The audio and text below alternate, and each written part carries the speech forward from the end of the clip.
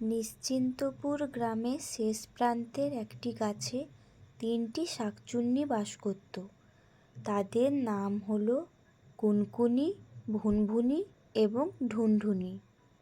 এই ভুনভুনি আর ঢুনঢুনি, তোরা কবে এই গাছ থেকে যাবি রে? এই গাছ তো আমার, আমি তো আগে এই গাছটাতে এসেছি। এই গাছে কি তোর নাম লেখা আছে নাকি রে? তুই যে বলছিস তোর গাছ। আরো তো অনেক গাছ আছে রে, ওইখানে গিয়ে মর না।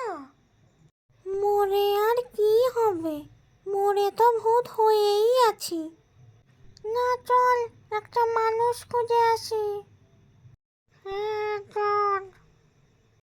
তারা যখন নিজেদের মধ্যে কথা বলছিল, তখন ওই রাস্তা দিয়ে একটি লোক বিয়ে বাড়ি খেয়ে ফিরছিল।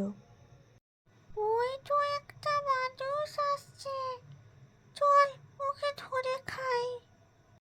ওরে বাবা রে, ভূত ভূত!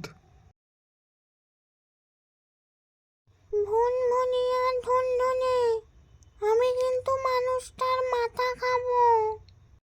না না, আমি খাবো। আমি এমনিতেই অনেক বুদ্ধিমতী, শুনেছি মানুষের মাথায় অনেক বুদ্ধি থাকে, তাই মানুষের মাথা খেলে আমার আরো অনেক বুদ্ধি হবে। না না ভুনভুনি, তোকে মাথা খেতে হবে না, এমনিতেই তোর মাথা মোটা, তাই মাথা খেলে তোর মাথা আরো বেশি মোটা হয়ে যাবে। তাই মাথা কুনকুনিই খাক, আমি বরং হাত পা খাবো।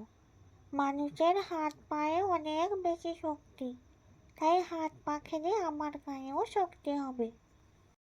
যা, মানুষটাকে যে অন্য ভূতে নিয়ে পালিয়ে